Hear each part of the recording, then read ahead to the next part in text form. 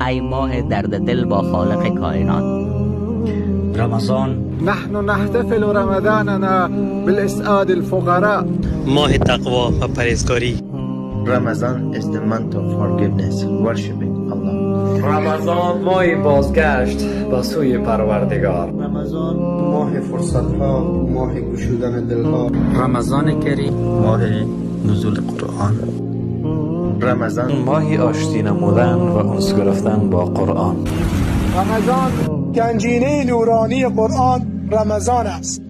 مسافر عزیزتر از جان، مسافر از جانب خالق کائنات. رمضان یا هم روزه مبارکه میش. رمضان ماه بخشش و رحمت الله متعال. رمضان یعنی ماه فرصت ها. هر کسی که ماه رمضان رو با ایمان و امید کسب ثواب بگیره تمام گناه